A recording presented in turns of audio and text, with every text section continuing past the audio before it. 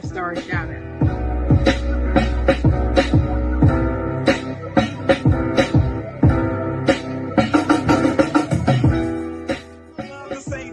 I'm not gonna say it because I don't believe in it. I don't believe in. You can't make you know what I'm talking about.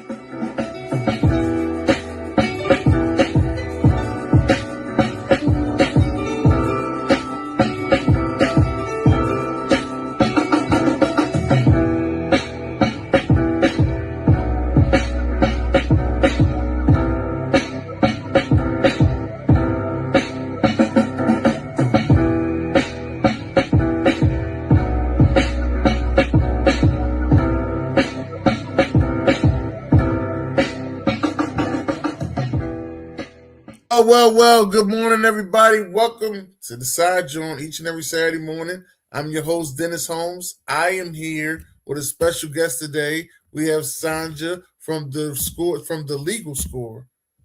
How you doing, Sonja? Hi, good morning. I'm doing well, Dennis. Thank you so much for having me on. I hope you're doing well as well. Yes, I'm doing well. Been trying to get you on for a while. We finally got you here. I'm excited. Things I wanted to know though is some certain things about you, what's going on. But this is the putting it on a pod segment. Plus, there's also the fact that you hosted a podcast. We got to know everything that you've been through and what made you actually come together and be on podcast. But before we start, I wanted to ask you, how was your week? Oh, wow. Thank you so much for asking. My week was busy, but productive and definitely a good week. I'm still standing, I'm healthy, I'm breathing, still smiling. So it's all a blessing. I hope you've had a great week as well. And thank you for asking. Yeah, this was a difficult week a little bit. Nothing difficult than demands, just like more mental work. Had to learn some new things, new procedures and stuff like that. So it's working out pretty good. I'm liking it. Wrapped Great. up a couple shows, did a couple things. I'm liking the way things are going right now. See, there you go. There you go. And you know what I just thought about, Dennis? What I was don't that? know why I did not put a backdrop up for myself, but it's okay. I have You can not still used put it up now.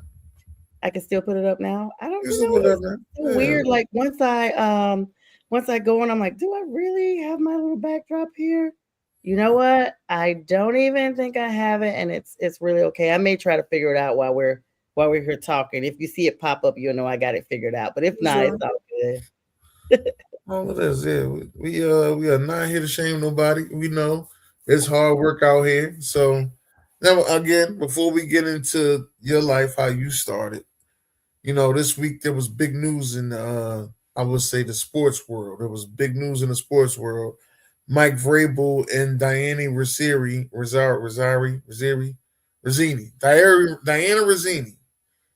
were caught having sexual relations, as they say, Wow. with these professional photos that I think somebody went and got them a private investigator.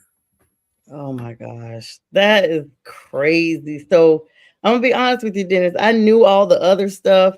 I knew all the hand holding and everything. So I did not know they were actually caught to the next level. But one could assume No, when this is people was assuming sex. That's why I didn't say it was. I did the air quotes sexual relations. Now they was just holding hands and hugging in the pool. Okay, okay, well, so yeah, so when we say, but I guess it's like building up the evidence because if you see A and you see B, then you know that C comes after both of those. So if you're putting those two together and you're right. looking at it like, okay, I see the hand holding, I see that there's 0 degree of separation between their bodies when they're walking together, then you Mhm. can only assume the C part, correct? That's right. Yeah, I was shocked. I'm gonna be honest. I was really shocked. Not that I put anybody on a pedestal that they can't, fall for certain things or they can't, be susceptible to the things that anyone else can. Because we're all fallible, right? Right, Dennis? Like no Right. one's perfect. But I just don't think that this type of scandal would actually come from Mike Vrabel. highly respected in the game, highly respected generally speaking. I've heard people speak of him in a positive way, being a family man. Um, Everyone in the country that are football fans know how he came from the Titans and literally should be commended and has been commended for taking the Patriots to the Super Bowl for the first time in a very long time with a rookie quarterback, Drake May. I know that's arguable because a lot of people say they didn't play anybody until they, got to the playoffs, but they got there. No matter what, they still were there. And, my take on the whole thing is Stephon Diggs was released. Perhaps, him and Vrabel were besties and Diggs left some of his, debris behind, and Vrabel just thought, why not? But Dennis, I thought that could kind of be messy. But on the flip side, there were people that said this has been going on for years and it's just now coming up to the public eye. There were people that said they actually were part of the entire scenario here, and to the degree that they've been, doing this for so long. These people were getting rooms and things like that for them the entire time for several years, Dennis. I can believe that because she was covering the Tennessee Titans the whole time he was there, and they said that she was one of the most accurate reporters coming from the Tennessee Titans. There's also accurate, talks. right? There's also talks out there that when in 2015, the Washington Commanders or Redskins at the time, their general manager's wife said that she gets information through sexual favors. That's what was said. Nothing was accused, but that's what was said. I know one thing for sure. If you're going to do something you ain't supposed to be doing, you are supposed to be doing it in a dark place. Ain't nobody y'all don't need to get no air nowhere. Right. I don't know how, and it's amazing how, Dennis, when once one person knows it, you notice how no matter what it is in life, once it gets out, everyone's like, oh, I already knew. They want to let you know that they've been this master secret keeper. But now that it's out, let me go ahead and get my 10 seconds of fame to let everybody know I knew about it too. Yeah, you're absolutely right on that. That's exactly how they be. And I just be sitting there to myself and I be thinking, I be like, how did you let this get this big? Someone had to have gotten upset. This is what happens. Someone got upset and they're like, you know what? I'm telling it all. And so all of a sudden, these pictures that they thought were cute, that they decided, okay, we're going to go ahead and keep these for our own keepsake. They thought these were cute. So now with them thinking it's cute, here we go. We're going to go ahead and just post all these. We're going to let these out to everybody. I think that's what happened. Well, no, those are professional pictures. Somebody got a private investigator. You ain't taking no pictures like that on no iPhone 17. Those ain't no iPhone pictures. Them ain't no iPhone pictures. Those are professional pictures. Somebody from behind, but they didn't know were being taken. Yeah, they was taken from a distance. Somebody put the cat out the bag on that one. Those ain't no regular pictures, man. They got them on the rooftop getting aired and got them chilling. I didn't even see the rooftop ones. Yeah, so that's why, to me, I don't understand it. Now, I'm a person with a couple dollars, and I've been to resorts where nobody else could go to, that you got to have a certain ID to get in, and that comes with a chef and a maid. Why y'all ain't at these resorts? They got careless. They got reckless. They got greedy, basically. I don't know. Maybe they lacked the excitement. They felt like, okay, we want to take a risk to see if anyone will notice. I mean, it's a dumb move, but at the same time, that's what they did. I got my background working. I seen it. I said, no. That's what I've been doing. You probably like, where is she looking? No. That's I like it. But I'm just sitting there, and I've always said to myself that it's just, first of all, if you're going to be a cheater, if you can't get that type of resort at the time, then you need to be somewhere in a dark place. And with the money they're making, with the money both of them are making, right? You guys could have been somewhere where it was a private resort, right?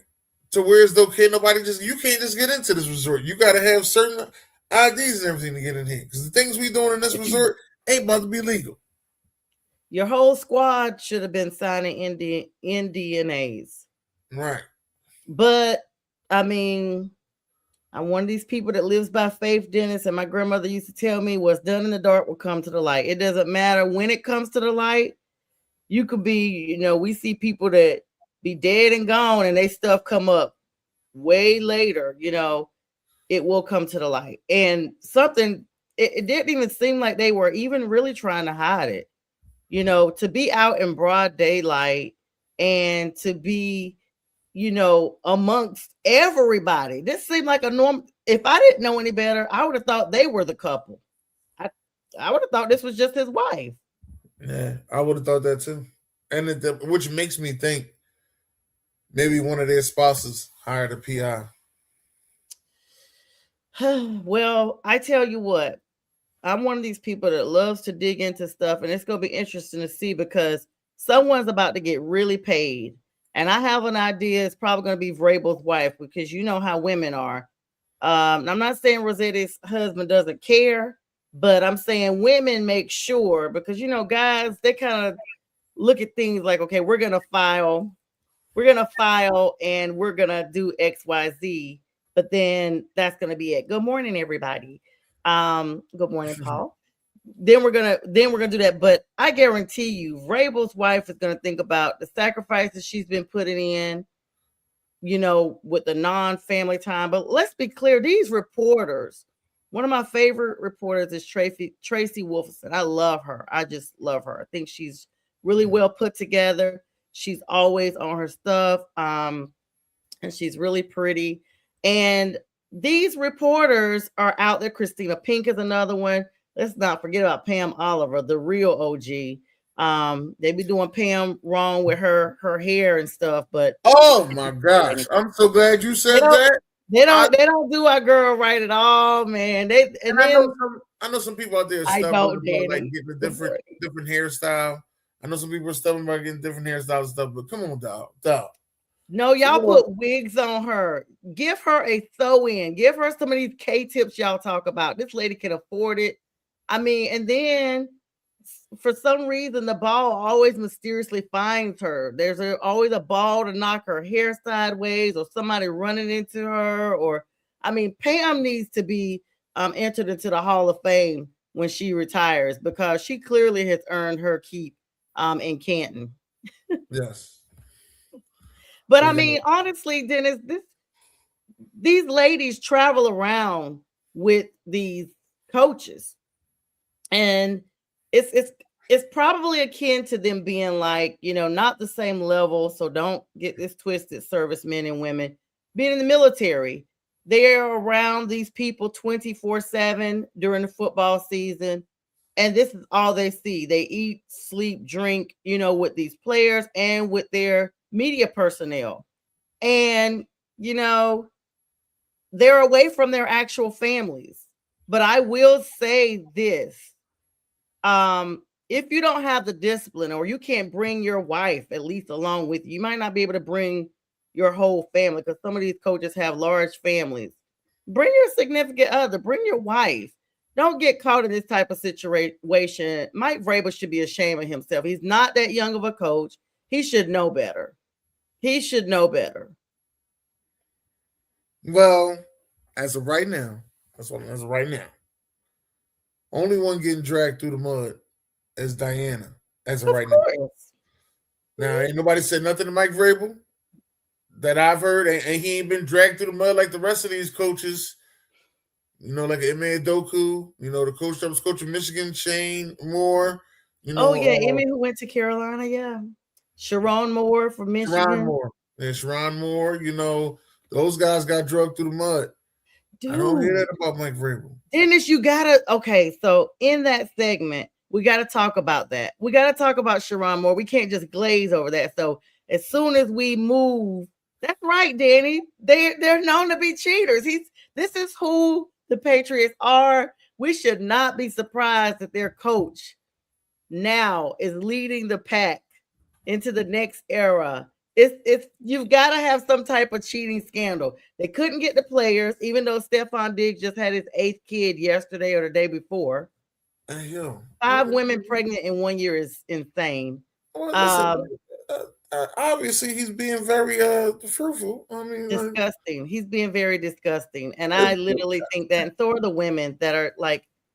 Why can't it just be that they having a good time? He can take care of those kids. He's doing what he got to do. No, sir. In an era where there are diseases everywhere, people should be taking better care of themselves physically.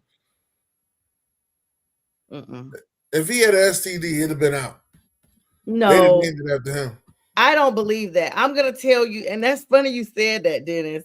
I literally just last night was reading an article, and the first thing popped in my mind was like, everybody's signing the NDNA, and they are all disgusting. Like, I don't care, even if it was me, even if I was one of those. What does that say about me as a person? That good time, okay, then they need to be doing other things to make sure that there's all in it. You cannot father 8 children by 8 different women 100% of the time, unless you got custody of all of them. Unless he got all of them living in the same on the same, I guess, cul-de-sac. Exactly. If he got all living in the same cul-de-sac, he could go from house to house. You go from house to house. He got a day of the week he could be at each one. And he does not, as you see. Because Cardi gonna do with her kids what she want to do. They're gonna be with her on the tour, the Little Miss Drama tour, all that. Yeah. Shout out to Cardi. Shout out to Cardi B. Yeah, but Stephon Moore, he like you said it best. He's a black man. They will not let that go. I just saw his video where he was detained. He's been free of all charges. Yes, but look at everything they're still releasing about him. They just released the video of him literally crying on the side of the road, getting out of his Yukon. Looks like a Yukon or a Suburban, maybe an Escalade. I don't know. Probably an Escalade. I think it was an Escalade. He got out of it. He was so calm and everything, but immediately started crying. Immediately. And then they had his interrogation. Like, this stuff is on Instagram. He's in there crying. Says she's trying to, take his career and his family. And I'm like, she's trying to, sir, you went to her house and wielded a weapon. Are we talking about the same? I mean, well, and then that's not true. Yeah, and then but then when he got the charges reduced, or were they dropped? I thought they were reduced to probation. I thought he was dropped. I thought it was okay. Maybe, well, you would know better than me. I'm thinking, hold on. You would know better. I didn't follow it 100%, but I thought they were reduced to a probational offense. I could look, but exactly, Eolus, exactly. That's OG over there. Yes, very, very. Yeah, exactly. I agree with that comment. But Sharon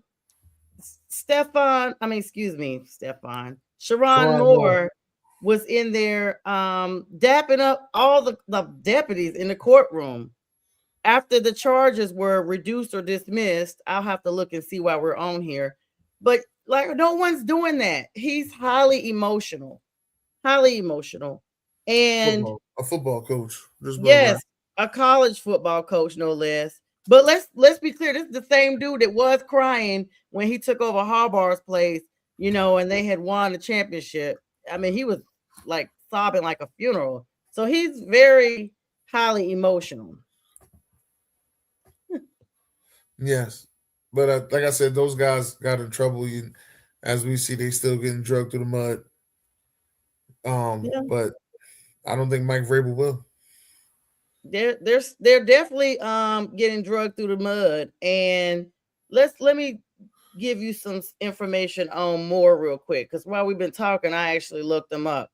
Okay. So this was not his first time. Well, we already know about the NCAA penalties and stuff like that. He pleaded no contest to this criminal matter this year. The trespassing and malicious use of telecommunications device as part of a plea deal. Now, his felony charges were dropped, but he is scheduled to be sentenced on those misdemeanors on April 14th. So he is not done yet. So everybody out there that's saying his charges are dropped, they dropped the felony charge, which was the higher of the charges. But let's be clear, Michigan, I believe, is a Commonwealth state, just like Pennsylvania, where you are, Dennis. And Commonwealth states with misdemeanor charges can still carry up to 12 months to a year in custody. So he still may do something, but it looks favorable that they would have dropped the felony. But I'm gonna be honest, this is just my opinion. I'm not a lawyer, but not yet. Yes, I'm on my way. But just from my experience, because I do have 20 years of working in law enforcement and with the courts and things like that,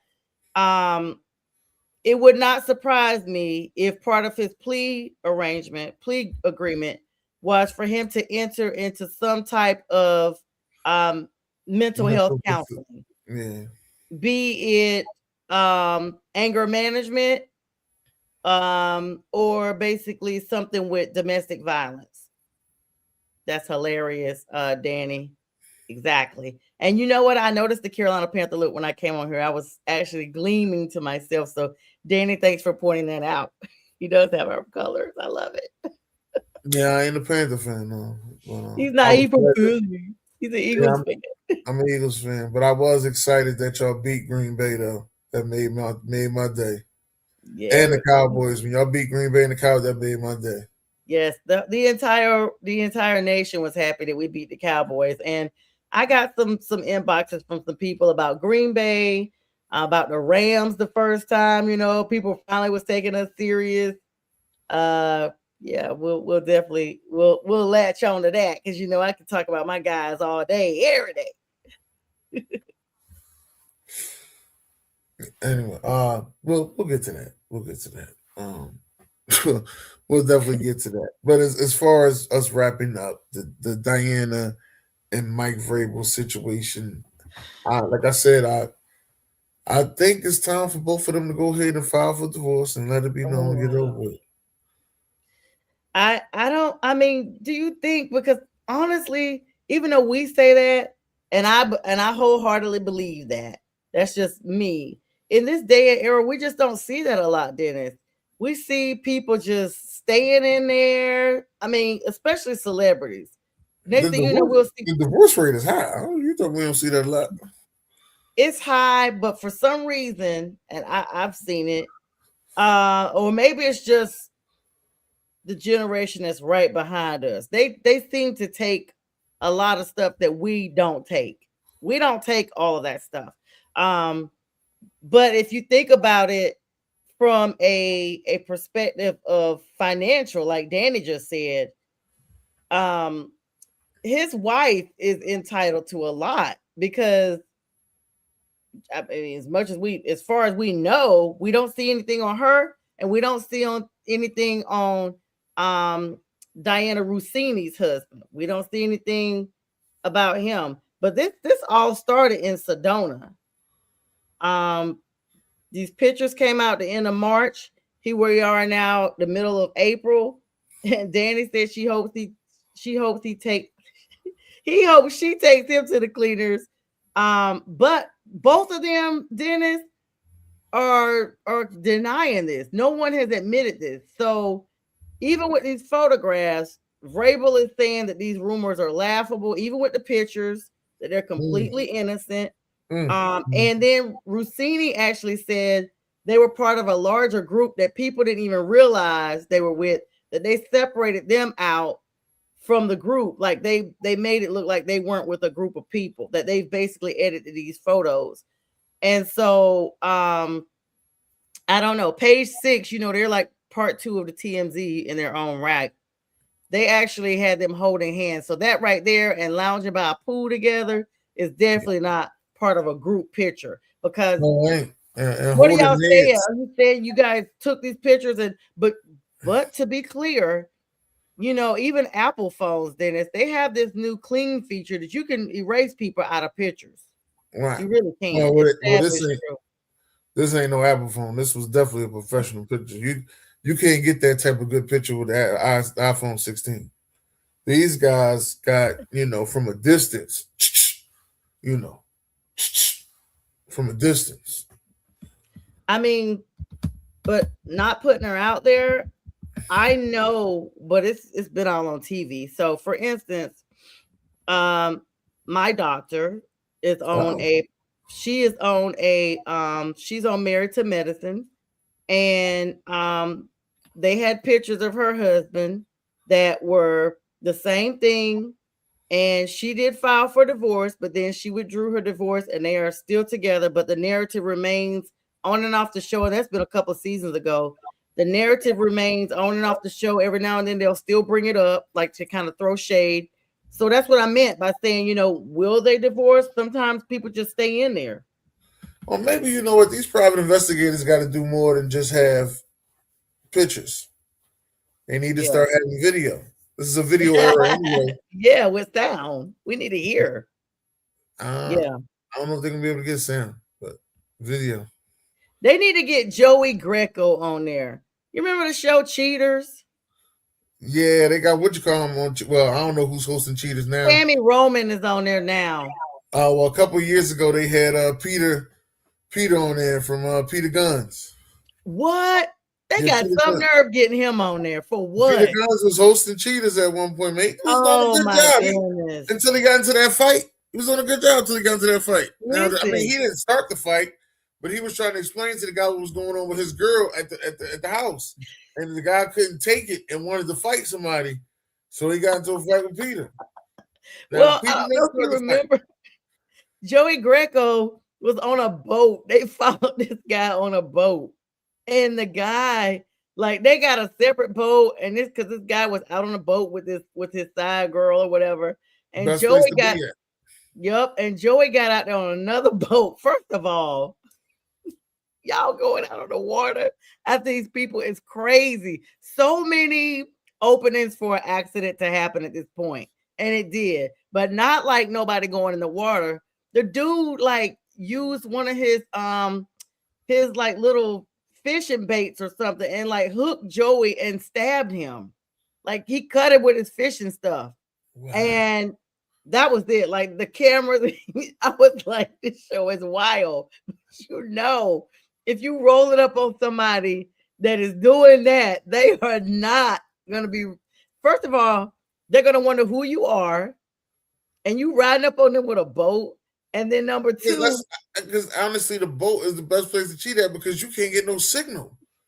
So whatever you was doing, ain't like you can call someone, I just seen your man. You ain't seen nothing. Yeah. So whatever you got recorded, you got to hold it and hope that it was a good recording. Yeah, well, Joey and them went up there live. They went up there live on the show, and the dude like tried to gut him. He's like, I've been stabbed. Yeah, Peter Guns was on Cheaters, man, got into that fight. Peter Guns don't need to be on nothing with Cheaters. He is the mantra for that show. I still think about how he was doing Amina and what's old girl name? Tara. Tara was going to her real job too. Yeah, while she was on the show. She was not listening to their work. As she should. Yeah, she should. I like the Tara. Yeah, Tara you're right, cool. Danny. Absolutely. No, this was years ago that Janet, I think it was before the Robert Wagner situation. This was, I don't know, in the 90s or the early 2000s when that dude was like, I've been stabbed. I was like, oh, snap. They stabbed. That's definitely 2000 Cheaters. Joey. Yeah. But if you cheating somewhere, you got to be cheating somewhere that you can't get caught. That's why I said they should have just went to, got a hotel. If they wanted to be in a pool, get you a hotel room with a jacuzzi in it. Make sure you keep the curtains closed. You shouldn't be doing nothing but tagging ass. That's it. And then order and DoorDash. And I'm saying just leave. Just leave. If you can't be, this is me. If you don't want to be tied to one person, just don't get married. Don't get married. Like, I don't know. It's the thrill and the excitement for them. It's the thrill and the excitement of knowing they got this secret life that no one knows about. Well, and everybody loves the secret life. What you talking about? Everybody has one, but it depends on what it is. Everybody don't got a side chick or a side dude. Everybody don't have that. They may have they may be a double agent because they work so many jobs like you used to did this during the day, and then you got to do your podcast or whatever. But this right, my theory is just Vrabel is too old. And clearly, I don't know about that too old. We had a whole president that was cheating. I don't know about that too old. Oh, we can't even talk about that. Even back in the day, was Theodore Roosevelt, all them. Like, I don't mean like from that perspective. I mean from the mental perspective that they should be in a better disciplined mindset than to conduct themselves in the way that they're conducting themselves. When I say too old, like basically you should know better. All right. Well, this is the last thing I'm gonna ask on that. Now, AOC, Attack on Cowboys, did a show with him yesterday. He said that Diana just threw the women back 2 decades with that type of episode. How would she single-handedly throw women back 2 decades when we see a smorgasbord of activities for men? And like you said, they don't drag them. They're not even really dragging Vrabel. They're just like, oh yeah, by the way, it's like a by the way. Here's they drag certain men, and here she is. Absolutely, Eolus. Absolutely.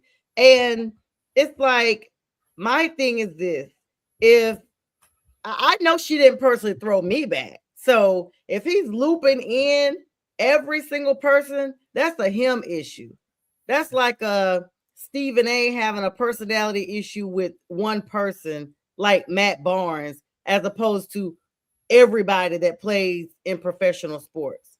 I mean, he does seem like he has an attitude with everybody, but at the end of the day, that's a Stephen A issue. That's not a conglomerate of everybody that's on there. Okay. I understand what you mean. Okay. I like to say the verdict is still out on that one, so we'll have to follow up on this and see what comes out, because it's still, the tea is still brewing. You can't pour the first cup when you start brewing while the brewing is still going on, because then you'll take all the flavor out for the rest of it. So it's still brewing. I like it. It's still brewing. So now let's talk about you. Let's talk about you now. What I want to know is, what made you start doing a podcast? So actually, coming up April 14th will be 14 years that I actually started the all-female fan club for the Carolina Panthers, the Carolina Pantherettes. And in that, I found out our membership just started really, really growing. Of course, during that time, we had not gone back to the Super Bowl. We had gone in the 90s, but had not gone back. And basically, oh wow, 51. Okay, Danny, yeah, that's definitely not old, but old enough to know. But at the time, I wasn't aware of how to do like lives and stuff like that on Facebook. So I would go on YouTube to kind of, do a little 1-2 about what happened with the team and this, that, and the third. Well, during that time, my uncle was still with me, and he's like my second dad. My dad passed several years before this, so my uncle was always like a second dad, being his brother. And he would be like, hey, I watched your show, you're really good, da, da, da, da. And then it kind of branched out, because I was like, let me see who we're playing Sunday, so or who we're playing Thursday. And I had this mentality like, okay, you got to know your enemy. You got to know your enemy. So it started with Atlanta, because I was living in Atlanta, still living in Atlanta, but originally from Carolina, for those who don't know. So that's why I'm a Panthers fan. But know your enemy. And so I would start looking at who we were playing the next game. And like, okay, let me see what they're looking like. And then I would look for that team to play other teams, to try to kind of look out for, what we need to be aware of when we get ready to play them.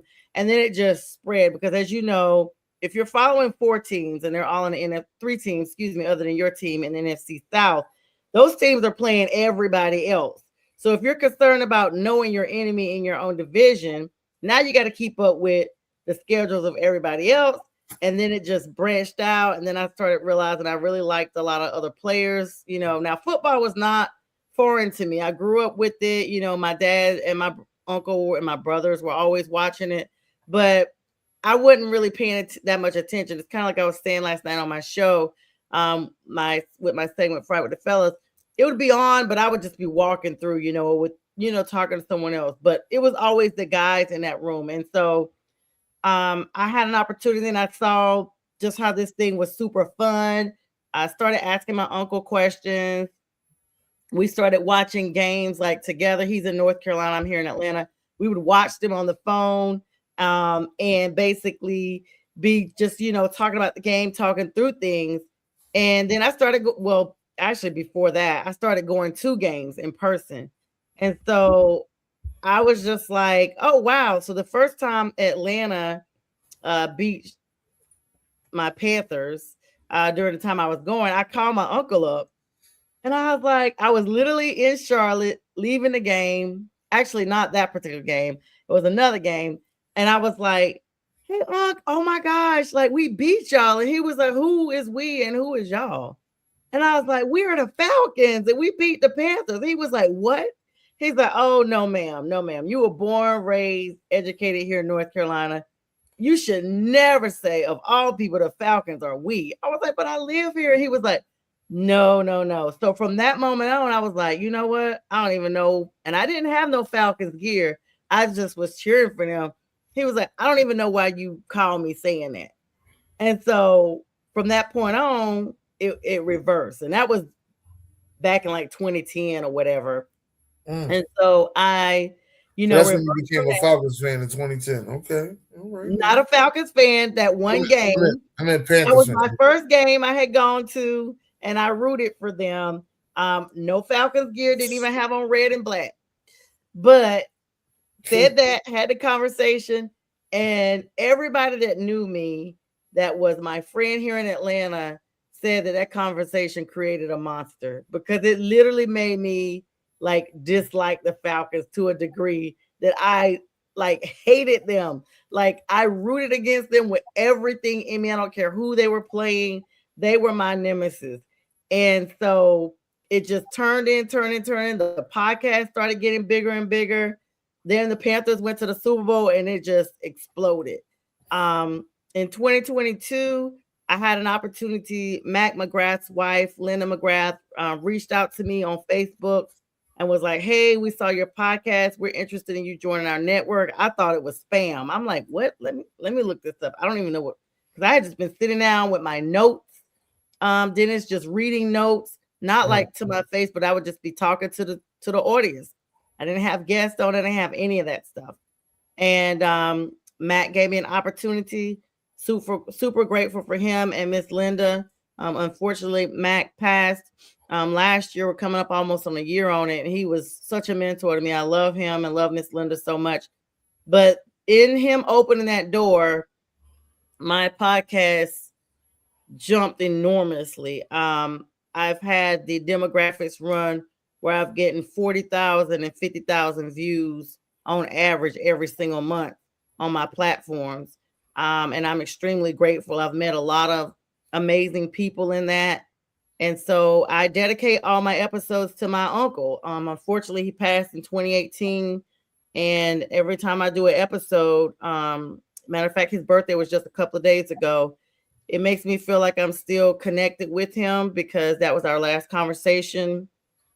He always told me he felt like I was good. I used to kind of pre-record myself and send him things, and he'd be like, this is great. You're going to be the next Pam Oliver, or something like that. And he'd be like, just when you get your tickets and you get famous, I know you want to be a lawyer, but I want you to, just take me to at least one game. Take your uncle to one game for sideline. So that's how I got started. I actually love what I do.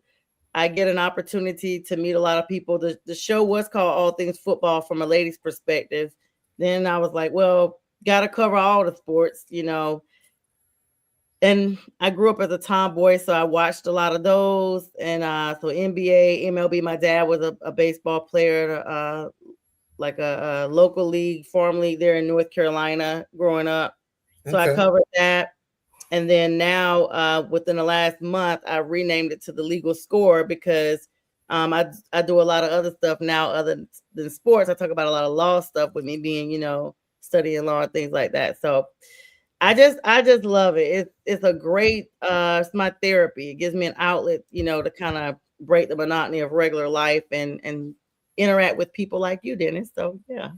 Yes, that's how we met. We've actually met because I think you were doing the NFC East show, if I'm Mm-hmm. not mistaken. NFC South East, yeah, one of them. It might be NFC East because you asked for the Eagles, you Oh know. yeah. And Eagles and so, Cowgirls. thanks to B Striller the Thriller, Yes, my um, new production. Met him and now yeah, he's the producer. yeah. Me and B Striller, we've been he used to be on my show Talk Years Tuesday. I met B Striller through another Lovely. guy, John. I don't know how that relationship is, so I don't even want to say eat or add to it. I just leave it alone. But they was a whole group together, and I met them, and me and B Striller still tight. I'm still tight with John too. I still see him on TikTok from time to time. So that's basically how that went. But he hit me up. He said, "I need you on the show." And I was like, all right, no problem. And I had me and Fully Sports Guy on there, which I see him everywhere, Fully Sports Guy. So Yeah. yeah, Yeah, he's everywhere. yeah, that's good. And it was real nice to be on the show. And I was like, oh, this is nice. I need to get her. After that, I started following. He was like, I need to get her on the show. And then I watched the show, see how things was going. And I was like, yeah, this would be nice to get on. She's actually a Panthers fan. Can't find no Panthers fans. Just want to let you That's know. what they say. Can't find no Panthers fans. Yeah. Well, I'm diehard. As I tell people, y'all can look it up. Like we have about we had close to 12,000 members at one point when Cam was there. Then of course, there's people that are players fans and then there's team fans. And so when Cam left, we dropped down to about 8,000, but we're still going strong. I got the cheapest tickets in the world, though. That's the one thing I like. Yeah. I saw that Eolus has a question here. Sean McDermott reunited as a coach. No, we are solid with Dan Morgan right now. We're pretty happy with him. I don't know when he would come in as a coach. Sean is, doing his own thing, maybe an assistant. I mean, we're pretty solid right now, Eolus, with everything, honestly. This is probably the greatest position we've been in a long time with drafts and with people we've re-signed, 50-year options, all that stuff. So we're not moving nobody. This is a good position that y'all in. But it's about time for my son, Bryce Young. He got to do something. Yeah, this is the year. This is the year right here. This is it. Like as they say, Eddie Murphy and Martin Lawrence said in life, we on deck. We next. Next. Upper room. The upper room. Yeah. Definitely on deck. Definitely next. Now, with podcasting, you were saying now that you got producers and, you got a team helping you. How did you come about getting that team? Oh, my goodness. That's what I'm saying. It's all Mac, literally. Mac and Miss Linda, because of the connections I've made. I've met some actual NFL players have been on my show now. I've had people from the Dan Patrick show on there now. I've had Olympians. I've had other media out of your neck of the woods, Dennis, up there in Philly, ESPN reporters. I mean, they had connections with a couple people, and I used those connections to make other connections with other people. And so I met Brian, because I was a guest on your show. I invited Brian to be a guest on my show. And in the process of Mac being unwell at the time, and we unfortunately knew that he was, just in such a dire position that I was running everything, all the shows, I was doing all the production. And then when classes started, I was just like, I don't know what to tell everybody, but I literally can't do it. Like, I know my classes are going to conflict with this. And so I was talking to Brian, not knowing that this is what he does. And he was like, well, my own show, I'm the one that's done all that anyway. And that's something I have an interest in. And I was like, well, could you just please help me? Could you help me a little bit? And I promise, I'll come in and do what I can. And he was like, I got you. Just focus on school. And I look up, and next thing I know, Brian's got everything covered in more ways than I could have ever imagined. Yeah. And it was, like I said, just a blessing, just the connection that started with Mac that now allows me to be able to just do my show and be a guest on other people's show. And, I still run my own boards when I do my solo show, but when I have guests on, and then also, don't let me forget this, Pink Fan Fur. I don't know how I did not mention her. She is a diehard Carolina fan. I met her through my club because she's a part of my club. And I didn't know how talented she was. She has her own, persona with the super fans. There's super fans throughout this country with different teams. But Pink Fanfare is very talented, and she does all my promos behind the scenes. So, for instance, my backdrop, Brian did that. You guys want to see that? Yeah. But Pink Fanfare does all my reels and promos for every show I do. She'll do a video, she'll post them on. She manages my Instagram pages and one of my personal pages on Facebook. And so I've just been surrounded by great she's a super fan? She's a super fan. She's Pink Fanfare. Okay. I gotta see if I can get her on the show. She's she literally told me that she just started doing shows and stuff. She said because she thought I inspired her. I was like, girl, you got this, So, but she has super fans throughout this country. Come on. The only thing, because they're all positive.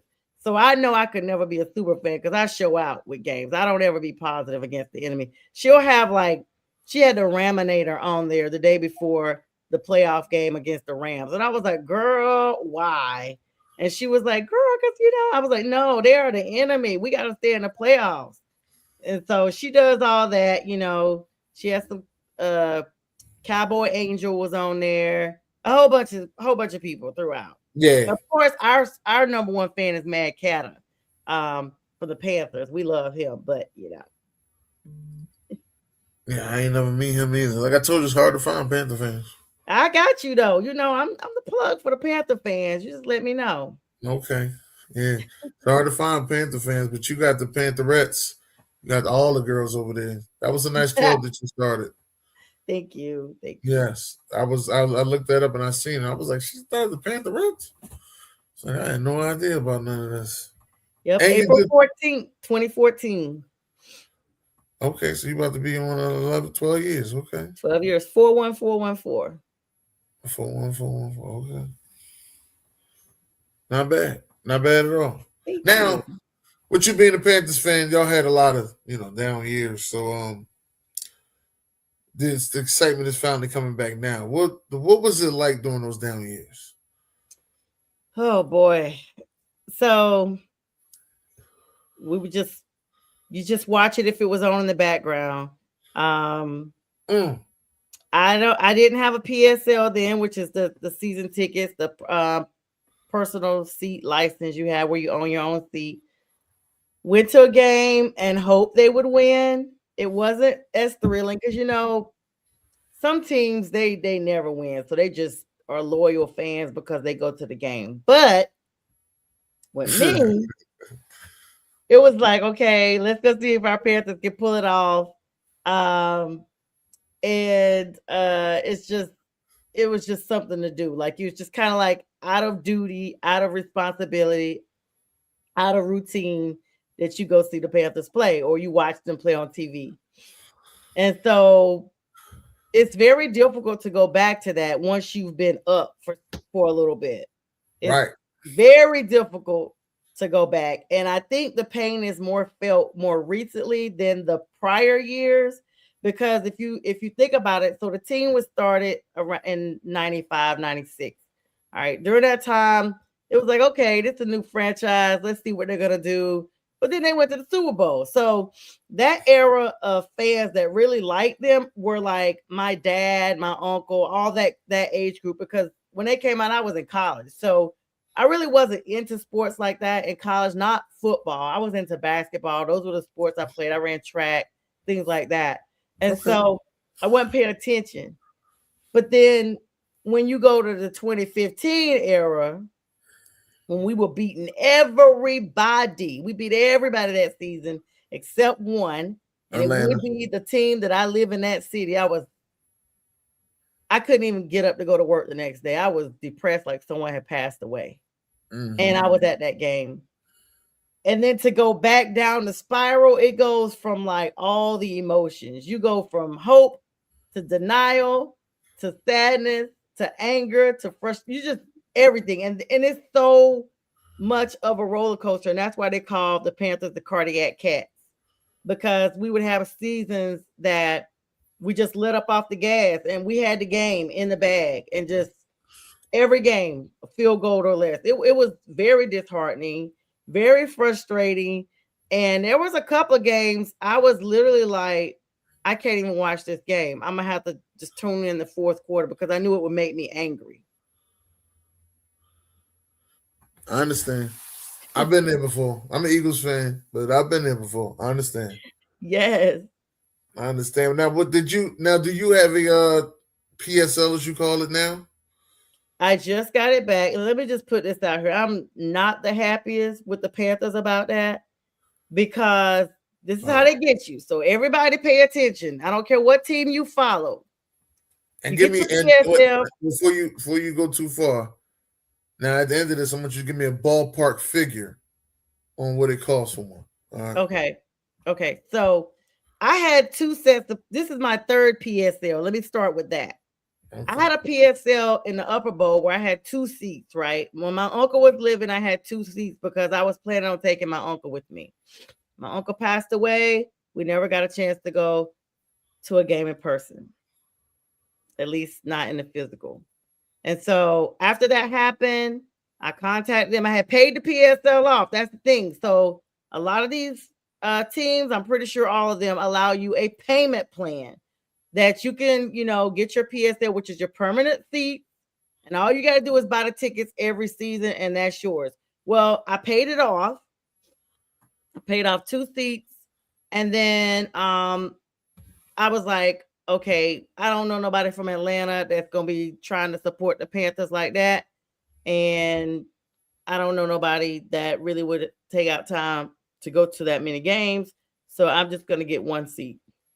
So I contacted the Panthers. I was like, hey, can I get credit towards a lower bowl seat? I've already paid off these 2. They were like, okay, sure. This is the price difference you're going to have to pay. So I got moved to the end zone, section 200, right at the beginning of it, right at the end of the 100. So I was on like, if you're counting rows, I'm probably like row 15 from the end zone. Very good seat, right? All the way down, maybe between row 11, 15, somewhere, but very close to him. So I paid the seat off, right? Should have been still paying on it, but was like, nah, I'm just going to go ahead and do 1 lump sum and get it over with. So I don't got that bill coming out every month. Paid it off. Last year, I did not get my season tickets and they took my seat. Wow. So I contacted them. And last year, well, it was 2024. I had COVID real bad. So I wasn't going. Like I had COVID really bad for like 11 weeks, real talk. Ooh. And so I had it documented, everything. I had to take leave from work, everything. I was pretty sick. And so didn't get the season tickets, didn't think much about it. They do tell you like around May, hey, this is your season tickets. Start making your payments so you could be paid off, blah, blah, blah. I ain't do it. So I contacted them this year. Like, hey, can I pay my balance from last year so I could just go ahead and get my seats for this year? My tickets. They're like, oh, you got to repay for your seat. I was like, no, you don't understand. I've already paid. I don't remember. I think the whole price was like $8,000 or $9,000 for that seat. I was like, I've already paid that seat because you got to remember I had credit from the 2 seats I had before. And so I think I ended up paying like maybe another $2,300, something like that. And it was paid off because they had given me credit from the 2 seats in the upper bowl. So they were like, yeah, no. I said, oh, no. We're not paying for this again. So you need to talk to somebody because I've already paid it off. And they were like, no, it's in your contract. If you miss 1 season of your tickets, you no longer have that seat. You have to buy the seat all over again. Yeah, that's how they get you. So I have the seat, and what's crazy is nobody bought the seat. It's the same seat. I literally have I know ain't nobody bought the seat. Right. And nothing against your team, but y'all are at that point where it's like you'll buy your tickets the day of, because if you buy season tickets, they're gonna charge you up the wazoo. But if you buy them the day of, you probably could buy a seat for $60 and then go sit in somebody else's seat that ain't there. Well, I will tell you this. They are hardcore on seating though. You're not fixing to buy $60 and go down to the lower bowl. They have that sold up. If your seat is in the upper bowl, you are not going to just freely walk around that stadium. They don't. Now they might do that in some other stadiums. They're not doing that in Carolina. Their seats are always on lock. They got people to check your ticket before you even allowed in that section. And so they do that everywhere. They check. Yeah, but they may have, to your point, when them stadiums were real empty and it looked like the other team was really the home team, they probably was letting folk do whatever during that, because we seen it on TV.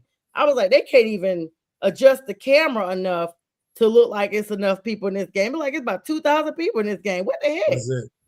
That's it. So they may have done it then, but after this last season, oh no, their phones is ringing off the hook now, because fans is coming back. Fans like me, even though I was sick, now I really want to come back. So you're gonna go down there for what? 6 games, 7 games? 9. 9 games. Mm-hmm. You gonna do all 9? I probably will not. What I usually do, Dennis, is I get the seat and I will sell my ticket. Let me just put it to you like this: I sold a Cowboy seat for $600. My season tickets normally run me, I think it's like maybe $1,100 or $1,200 for the season. So I had half paid off my season just with that one ticket. So if I paid it back, time out. You got to pause on that. Pause. Yeah, it's an investment. A season ticket is $1,200. Yeah, but I told you where I sit, right? Where you sitting at? I'm like on row 11 in the end zone. Again, a season ticket is $1,200. Do you know I went to the Eagles' first game of the season after we won the Super Bowl? You know I spent $600 for that one seat. Yeah, that's why I do it. On average, the seats in the Eagles Stadium about $350 now, $350, $400 for that same seat you're talking about. The same seat if you're buying now, but to your point, that's why you get the PSL. Exactly. You're welcome, Eolus, because if you buy the day of, it's a hit or miss. The Panthers this year, because everybody know they're riding high, you're gonna pay $300. I go on StubHub, SeatGeek, all of those. The cheapest ticket. Okay, let me just put it to you like this: I'm going to Canton in August to the Panthers and Cardinals game. I'm gonna go see Luke Kuechly inducted. I'm gonna go see Drew Brees. I love Drew Brees. Not a Saints fan, but I always love Drew Brees. Larry Fitzgerald and Adam Vinatieri and Roger Staubach. I'm going to get to see all the. I bought a ticket to go to the enshrinement ceremony this time. I've been to Canton before when Tony Dungy got inducted in, but I was invited as a guest. I didn't know all the stuff they had going on. I went to the parade and I went into the hall itself and did a tour of the hall. This time, I'm going to the enshrinement ceremony. I'm going to the actual Hall of Fame game because I did the math. I wasn't going to go, but then I looked it up to see how often do teams play in that game. And they said it's every 30 years. And I'm like, oh my gosh, let me do the math. So 30 years ago, they did it. I was still in college. I didn't think nothing about it. They're going now. That means it's not going to be another 30 years. I'm like, okay, I hope to still be here, but I'll be older and I don't know if I'm going to be able to make that trip at that age. So let me go ahead and go now. So I'm going to that game and everything is piled up. The ticket for that game, for the Hall of Fame game, was $160. And that's because hope it's refundable because it always seemed to get rained out. What? Yeah, that Hall of Fame game is one of them hit or miss joints. Like they may play it 3 years in a row, but then the next year, it's rained out or rain delay, some type of rain, something. Well, I don't know. The year I went, it did not rain. I went in 2016. It didn't rain. I just didn't go to the game. Man. but it is refundable. Up to your point, and I That's hope good. they do get a chance to play it. Because me and one of my best friends are going. It's her birthday, and I wanted her to come with me. And we already got like everything else, and it's crazy because the hotels there are not much. Like it's a very small area, and Akron, Ohio, is right next to that, and it's crazy the prices that the hotels and stuff are that August 6th through the 9th compared to what they are August 1st through the 4th. It's crazy. And you really do have to be consistent purchasing those tickets early because the thing, thank you, Danny. The thing about the tickets, like I said, if we weren't doing well, and certain teams travel really well, I always just look at it. If I can't make the game, I sell it. There were like maybe a couple tickets that I could not sell.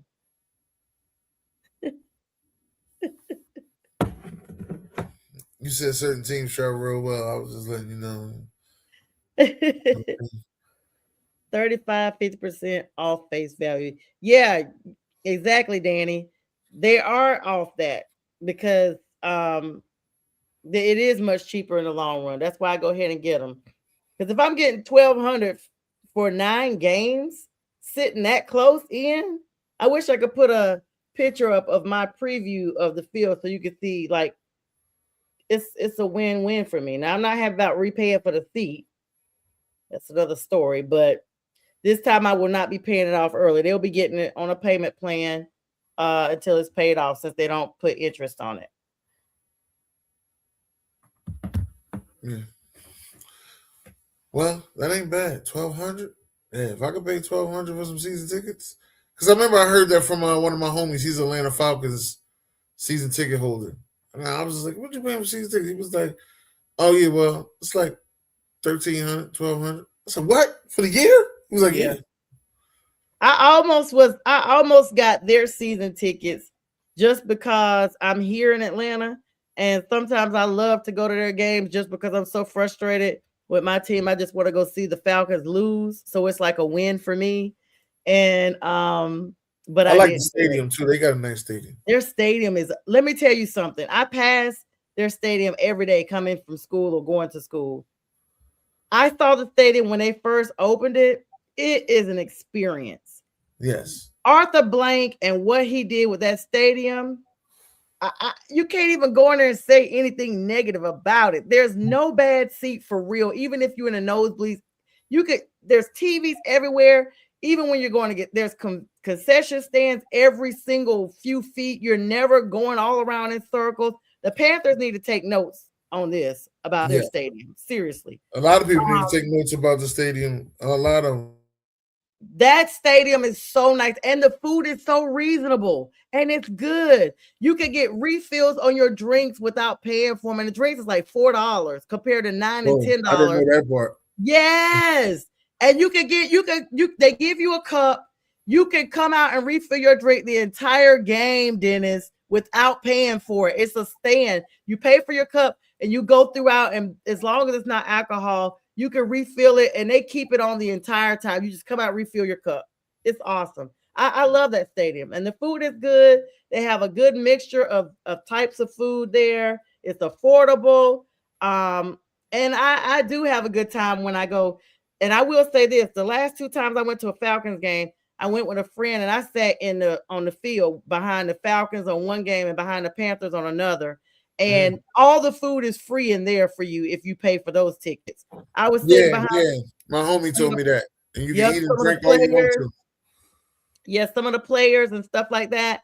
And I don't even want to go back in the regular section now that I'm sat behind the team, because even when I went to New Orleans in December, I immediately got a ticket right behind the team because I was like, I'll pay whatever just for that experience, because it's just, you get to meet so many cool people.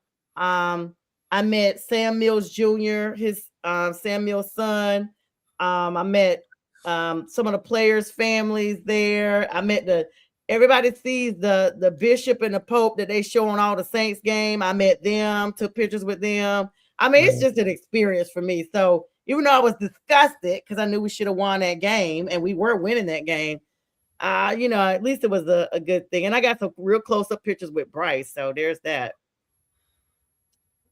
Exactly, Danny. See? That's all you got to do. That's all you got to do. We know you ain't no Rams fan. But I would like to go to another team's game.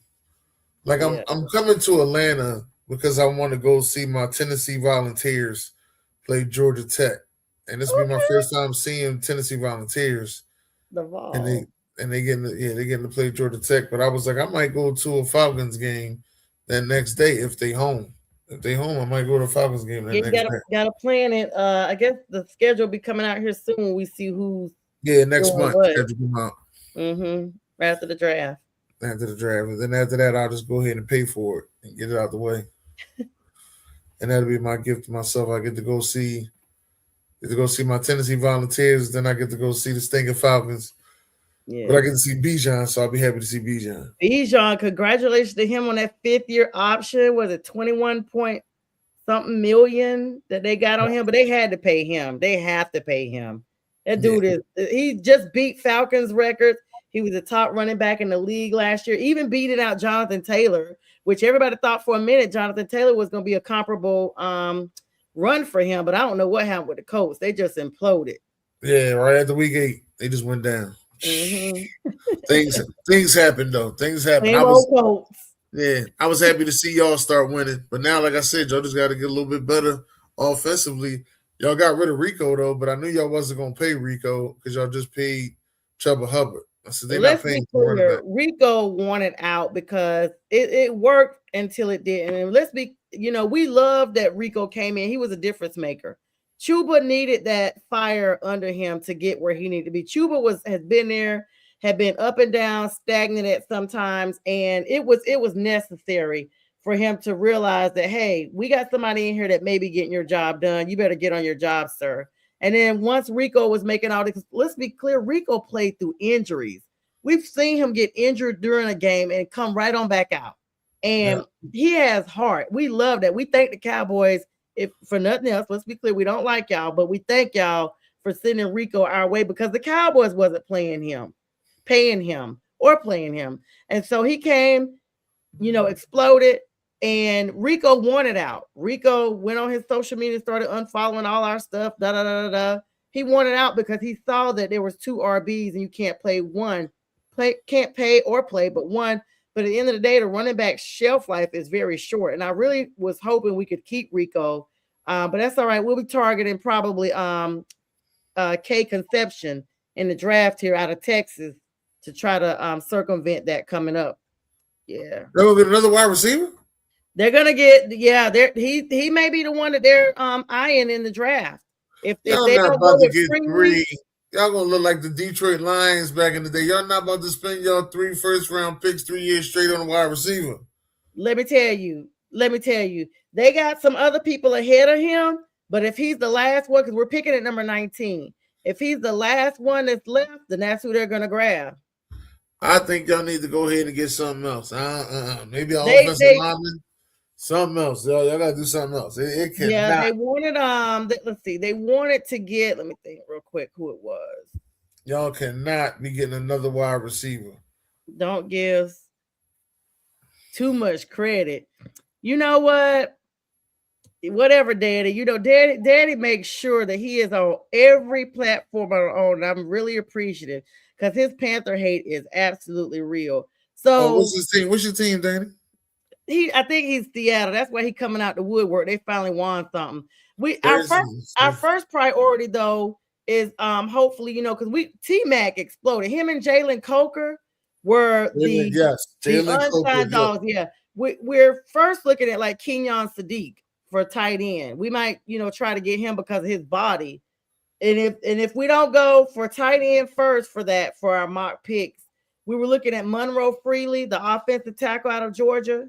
That's a good pick too. We need him to be able to run up and protect Bryce. We need that dude. We need him because his speed and his size would be what Bryce needs, to drop back in the pocket or whatever. If we didn't get him, then they said we might get Emmanuel McNeil Warren out of Toledo to safety. Special teams. Oh no, y'all can't get him. What y'all doing? Why not? Why He's not? supposed to go to Philly. Well, he forced 10 fumbles and had 5 interceptions, so he's tight. Yeah. And then if he's not available, that's when we would go to KC Conception. Oh, that's right, Danny. My bad. You know what's crazy? Danny, I think I told you I was a Redskins fan before we got the Panthers. Like, I had family in DC and everything. So I know. I don't know. I was going to ask you about that because I'm like, you up there my age now. The Panthers weren't always there. You had to like something. Yep. Like something. But I will tell you this. Thank you so very much for sending Jalen Phillips to us. Thank you. From Philadelphia. We appreciate you guys. Y'all overpaid the hell out of him. I was a little upset about that. I thought light skin was coming back.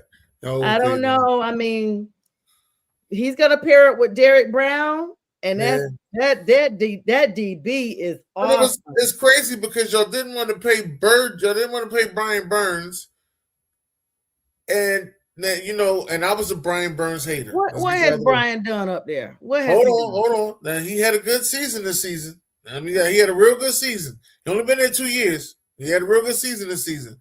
But before when y'all had him, I didn't think he was that good. But I think he was good enough to get the money that he deserved. I just didn't think he was that good. But then y'all paid Phillips. Y'all just paid Phillips. And I'm sitting there, I'm looking like, I could just gave that money to Brian Burns. Well, I'm going to tell you. So let's be clear. Before Brian Burns went up you guys' way, New York, let me be clear. Before he went to New York, the Rams were offering us a first-round pick and a gang of money for Brian Burns, and we didn't let him go. Right. And then he had a dismal season. So it became very apparent that this is the kind of season he was going to have repeatedly with Carolina, because Carolina at that time was suffering on both sides of the ball. We are just getting to the point where the announcers aren't talking trash every game, even the announcers, as soon as they come on about our defense, and then, of course, subsequently the offense. So Brian Burns on that team would not have been advantageous even now. Sometimes it's about the players that are around you. You are only as good as your team. There's no I in team for a reason. He could not be everything to that team in and of itself. He goes to another team. We see it with quarterbacks. Look at Daniel Jones. Left trashy New York. Then he flourished for a little bit. I mean, now he's back to being Daniel Jones, his regular self. But look at Sam freaking Darnold. Sam Darnold from the busted Jets comes to Carolina, wins about 5 games. Christian McCaffrey goes down.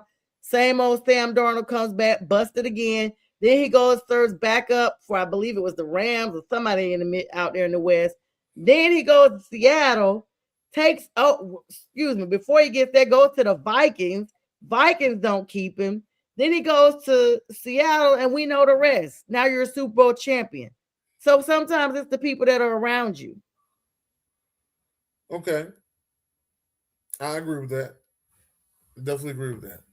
Yeah, so Brian Burns, he can burn the road up, as they used to say. You can burn up the road. That's what we used to say growing up. Get on out of here with that. We paying Phillips. Hopefully he pans out. That's too many P's, but paying Phillips, hopefully he pans out.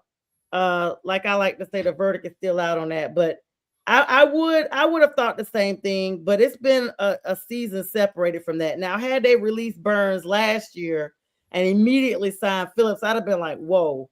But then you have to look at the numbers, look at the stat comparisons. And Phillips with you guys was decent compared to what Burns was with us before he left. Okay. I mean, it's a guy that stays injured a lot. And, I thought we was going to give him like $15 million, and we was going to get him like 3 years for $45 million, because he came here, he didn't really do a lot, but 3 years, $45 million was good. And I knew his upside was going to be high. He was going to be a 10-sack guy by the way he was playing. But then y'all just gave him $30 million out the I'm $30 million. I know. I told people I'm going to go suit up, tuck my hair, of course, scrub the makeup. I need to just be a player. Just let me get signed for one day. I'll take a hit and then go down that I'm done for my NFL career is over, but I'm paid. I'm Well, I literally mean, just it ain't like clean. you. Well, it ain't like you ugly without the makeup. I seen you without the makeup when you was doing your workout videos. Oh yeah, I Listen, forgot I was posting those. I got to get back to working out for real, for real. yeah, you was doing your workout video. I seen it. I seen it. Yeah. Yeah. So, but I was saying I wanted to look like I was a dude so I could play. You know, like get the money because they You got trying to money get for that? You just days. trying to get a couple million, right? You ain't trying to get too much. Just Yeah, a couple million. just a little bit. You know. I understand. Yeah. Definitely understand. Now, you talk about the season tickets. Talk about the Pantherettes.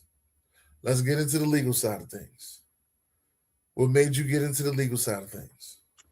So, everybody in my circle knows I wanted to be an attorney since I was a teenager. I am currently in law school here in Atlanta. Well, wait a minute. Um, Why did you want to be an attorney? well, when I was younger, it was just because it was like, you know, this reputable career. I felt like it was for smart people. My grandmother used to say I was always arguing. So, I mean, Was I it know anybody you seen on TV like that you wanted to be? not originally, but then when I got in high school, I saw Johnny Cochran and the whole OJ trial in the 90s that interrupted my soap operas and everything. Thank you, Eolus. And so She said her soap operas. Hold up, now. yes, I used to sneak and watch them. I wasn't supposed to be watching them, but I would be watching them. But I was like 16 in 91. So I remember the OJ trial very well. And it was on for months, seemed like. I guess it was like 3 months, something like that, 2 months, 3 months. Mm-hmm. But even when I graduated from undergrad, my grandmother said, you know, Neil Pearson is your father, but Johnny Cochran is your daddy, you know, because she just knew, you know, before Moneybag Yo said it, you know, she liked to argue, so I sent her to law school. That's what my grandmother said to me. She was like, I would argue anybody down. I would come with the facts. I was not going to be, you know, proven wrong. So she was like, you need to go to law school. And so it literally was in me. And that's why I wanted to do it. As an adult, now that I've lived some things, I want to do it for a totally different reason. It's not about me. It's not about the look or anything. It's literally about servitude. It's a lot of people, especially in our communities, that are on the wrong side of the scale. I'm not saying people should get away with anything. I feel like there's an accountability measuring stick, and I think that it is not always accurately measured. And I also want to get into some civil rights and some law reform. I think there are a lot of laws out there, even laws that are advantageous to other ethnicities, that things that are legal or illegal that should be revisited.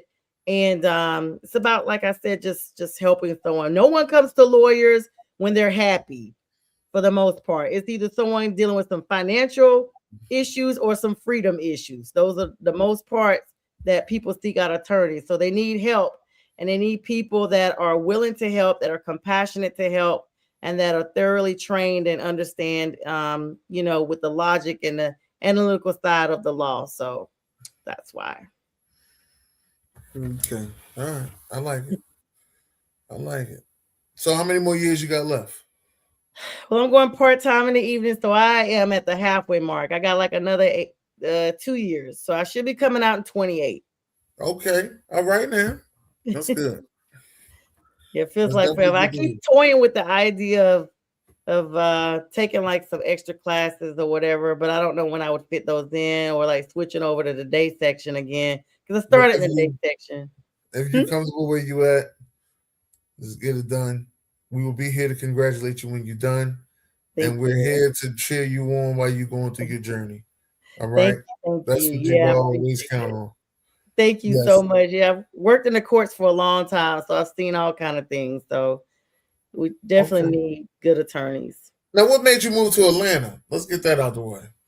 So I'm originally from North Carolina.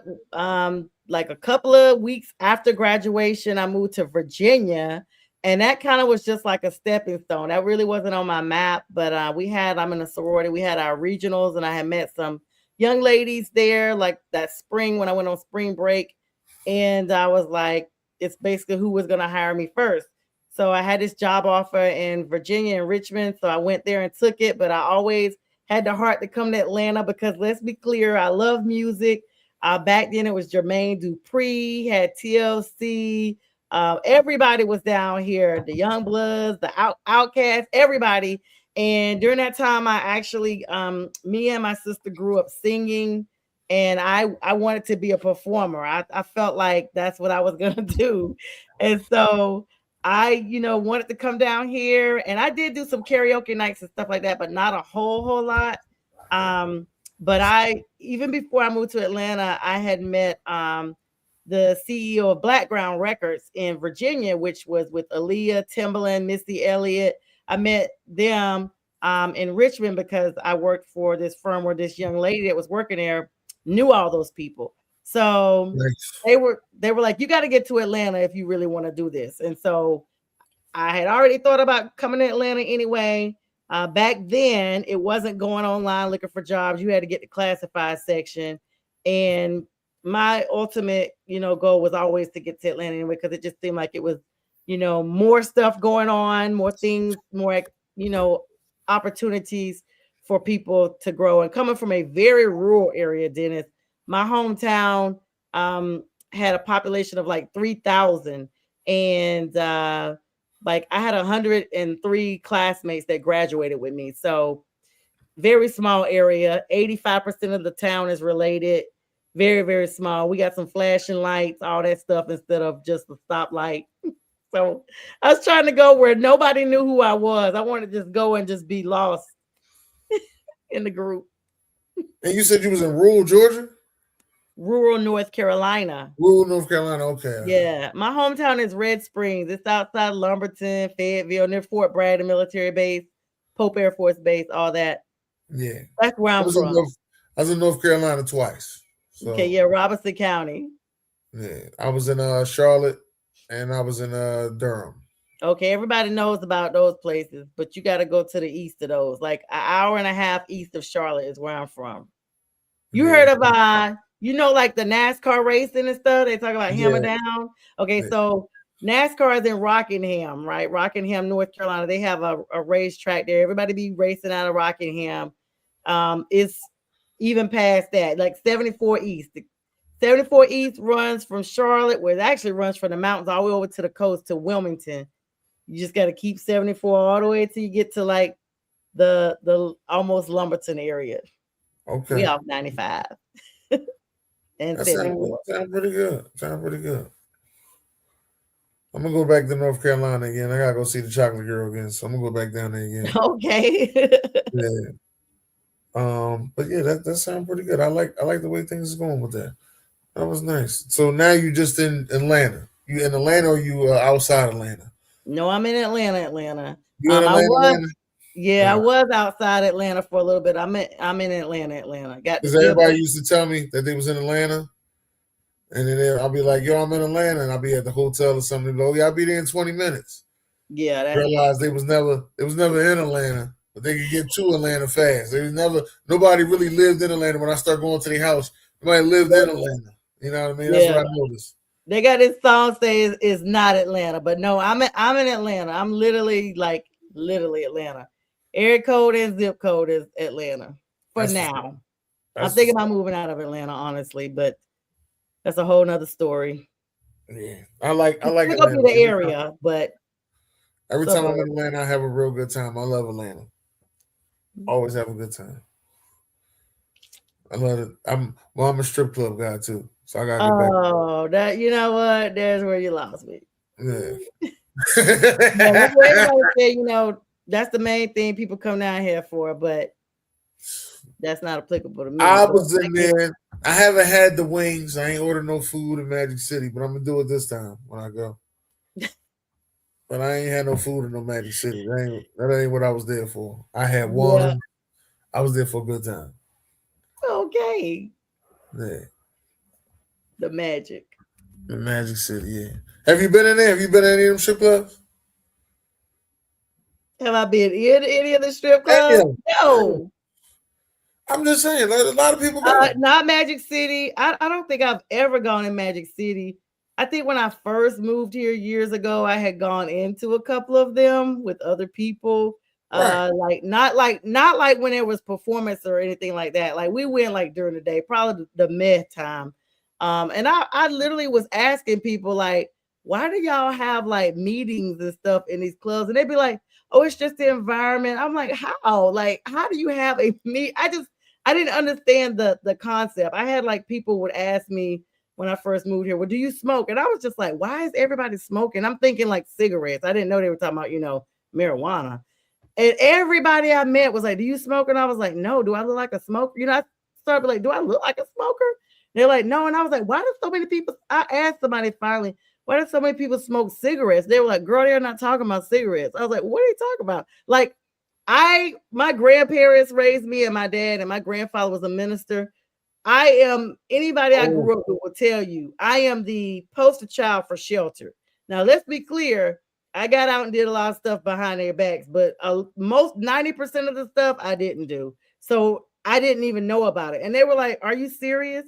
So I tell people that, exactly, Eolus, disgusting. It's like, I just be like, so anyway, Dennis. Yeah, I mean, I'm not gonna lie to you. I do want to have a fantasy football draft in the strip club. Oh wow, in the strip club? Yeah, during the day though. During the day in the strip club, have a fantasy football draft there. Let the ladies put the stickers up. Yeah, probably get a lot of people. I didn't even think about that. That would, they be having these draft parties. We got a couple of them going on here in Atlanta. My girl Janine from the Commanders. If Danny, if you still on, she's a Commanders fan. She has a fan club here in Atlanta. You would be happy to know that they're doing one. Does she want to be? Well, she's part of the Unity fan club that I'm with my boy Kurt, Champ, Vic. We got a lot of people throughout the city. Kurt Smith runs that. Of course, Anthony Fernandez now assisting as well with that. But I met a bunch of people, Shawnee Adams. They're all fans of different teams that have fan clubs. But Janine with the Commanders, they're hosting a draft party show at some restaurant. I got to get the promo. Oh, you talking about that draft? Oh, okay. I'm talking about like fantasy football. But that draft. Oh, no, I did a fantasy football too. Yeah, I'm part of a couple of leagues. Oh, you do fantasy football? Okay, all right. Yeah, I just started doing it. I was trying to think what the name of this place was in case I could plug them out real quick. Give them a shameless plug. Go ahead. Give them a shameless plug. So the NFL draft party, watch party is going to be April 23rd at 7 p.m. at Taco Mac. And this is here in Atlanta, and the Taco Mac's location is Taco Mac sound good. Yeah, they have a few of them. Okay, this is Taco Mac Sandy Springs. The Prado Springs. It's Taco Mac Prado. Taco Maco Prado, which is and I love Taco Mac, by the way. They have other stuff other than tacos, but they do have really good tacos. But this is in last year they did BB Dubs, and it was not the best experience. They had a lot of people show up. Buffalo Wild. I know I ain't gonna say nothing bad about them, but they were not ready for the crowd last year. Some places is not ready. I was about to say some places just not ready. They literally had told them they were coming, and they waited on their food over 2-3 hours for some wings because they were not ready for the crowd. And they shouldn't have been like that because the wings only take 12 minutes to cook. Right. I know this because I worked at Buffalo Wild Wings. Okay. BB Dubs. Yeah. They don't take but 12 minutes to cook. So if anything, you should have been waiting 15 minutes for you. Even if you ordered. Do you have the recipe at your house now that we can, get some wings? BB Dubs. What recipe? The DD. Yours is gonna be DD Dubs. I mean, what is it that you want? Because they just cooking regular wings. They ain't doing nothing special. I thought they have different flavors. They got sauces. You can buy them sauces anywhere. Then that answers my question. You can make these at your home. Yeah, you make these at the They actually sell these sauces. Some of them are worth buying. Some other ones. But it's kind of like, okay, for me, I've gone to Starbucks, right, and bought the coffee from Starbucks instead of in the store. It just does not taste the same as if you buy it freshly made there at the counter. Okay. And I'm like, what am I doing wrong? I don't drink coffee, so I wouldn't know that. Yeah, so that's why I was asked about the BB Dubs, because even though you could buy the sauces, it's always just something that's a little off about it. it doesn't taste the same as in the restaurant. Well, I believe that your fried chicken is some good fried chicken. Okay. I'm gonna take your word for it that your fried chicken is some good fried chicken. So Yeah. adding the sauce would just be like the cherry on top. That's all. Okay. Bet. That'll be the cherry on top. So next time you in your local supermarket, y'all, what y'all got? What's that green supermarket y'all got? What's it called? We got Kroger, Not that Publix. one. Public. There it is. There it is. Yeah. Public. Yeah, that's the green one. I've been in that one. Yeah, I know that like the Midwest, they be having Myers. I be saying Myers and all that stuff. Yeah. Some people don't call it Kroger's, they call it K. Rogers. K. Rogers? K. Rogers, yeah. That's gonna stick in my head. That's like people say Target instead of Target. Yeah. So like so if you I don't know if you into comedy or not. I love comedy. But there's a comedian out there, his name is Ali Sadiq. Okay, yes, heard of him. Ali Sadiq tells a story about how he was working at Kroger's, but he always say, well, we ain't call it that. We call it K. Rogers. I'm gonna have to check them out. I love comedy. I'm naturally a funny person. So if you can make me laugh, you really are funny. Yeah, I like comedy. I like going to stand. That's another place I like going to. Not just strip clubs, but stand-up comedy clubs. And actually, I'll do that. I'll do that. Getting to know some new talent and actually see them perform and stuff like that. I love that as well. Yeah, I've had some friends try to get me to do that, and I won't do it. Like to perform because they say I'm like, nah, I'm literally like naturally a funny person. Like I don't even be trying to be funny, and people say that I'm like I missed my call, and I've heard it my whole life. Man, there's a couple of comedians that's in Atlanta with you that I thought was. As a matter of fact, I was just talking to Rodney Perry, who's going to be on the show. Yay. Yeah, he actually said that he was like, no, you funny.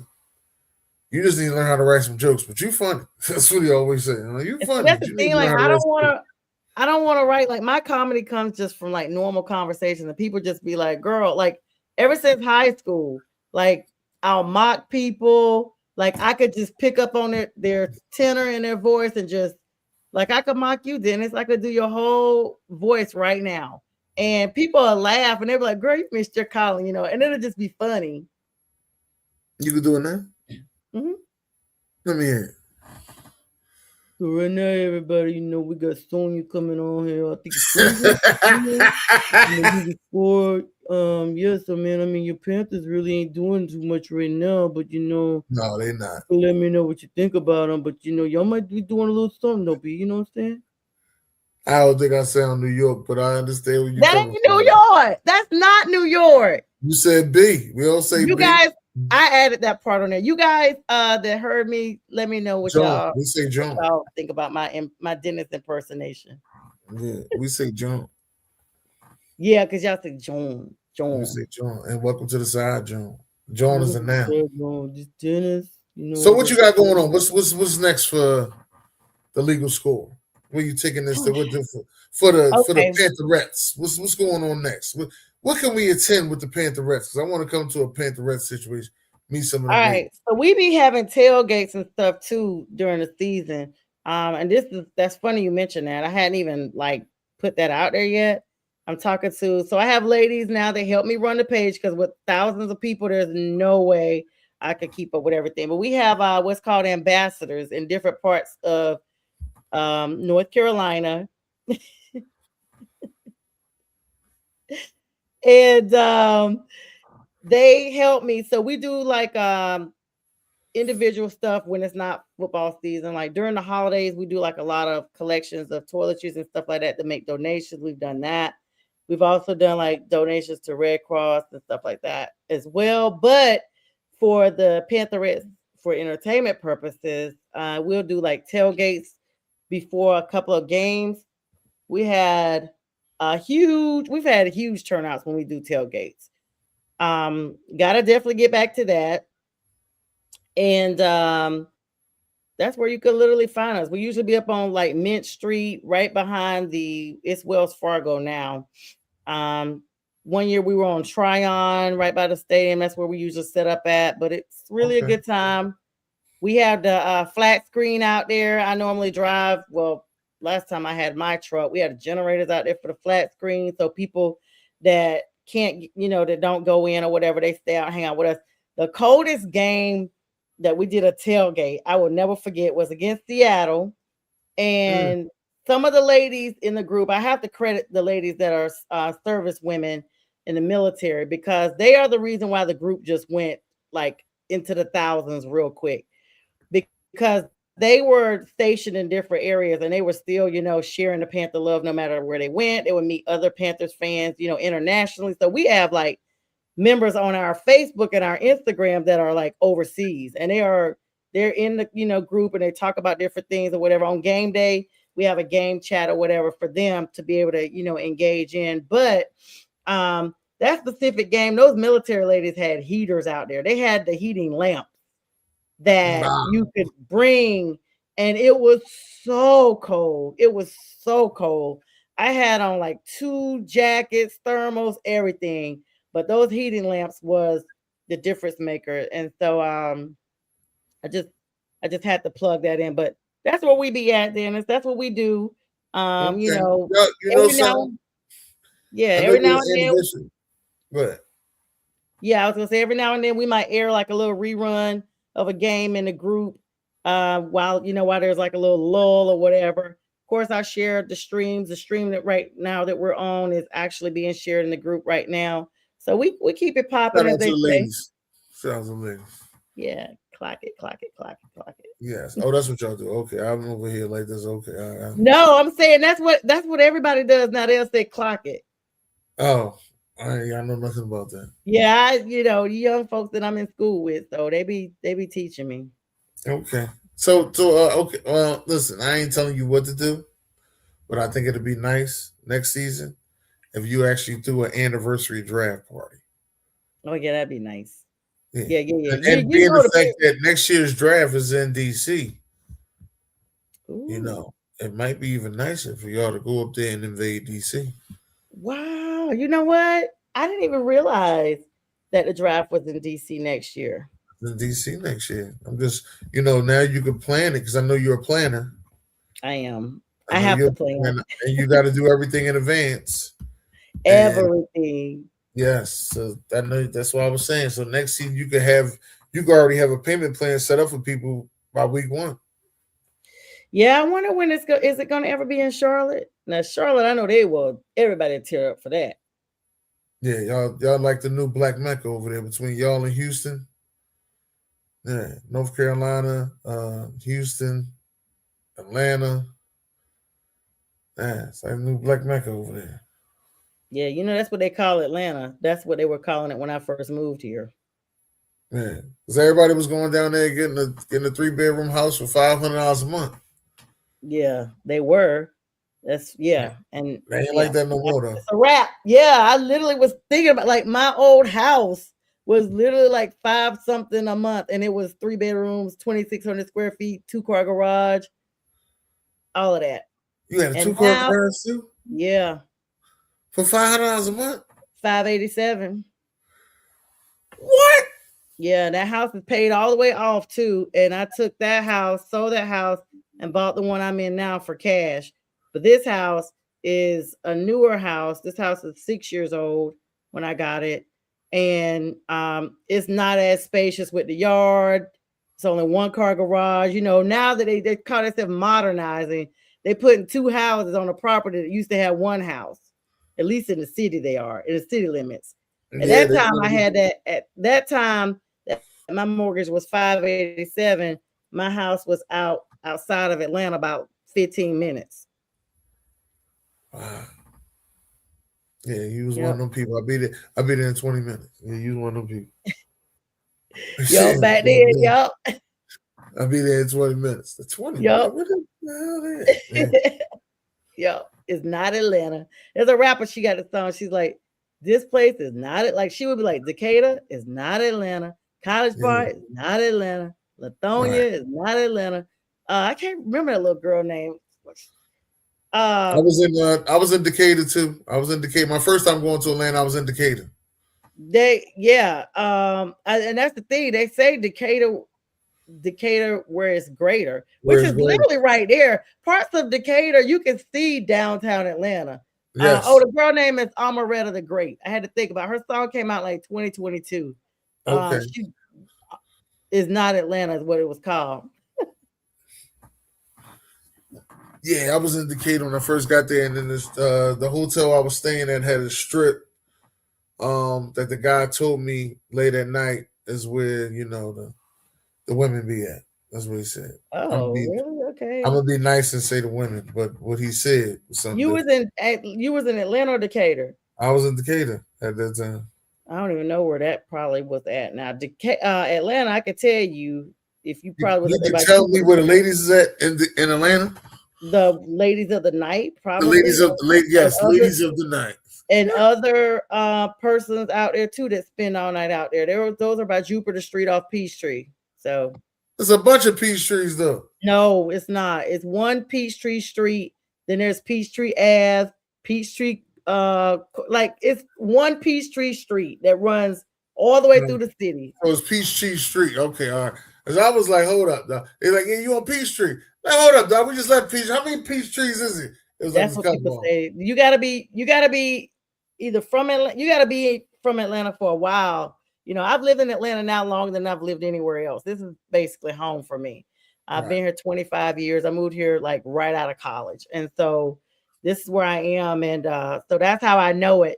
And it's funny because like some of my classmates that are not from here, they'll call me and they'll be like, yeah, girl, I'm trying to do that. And they don't even tell me where they are.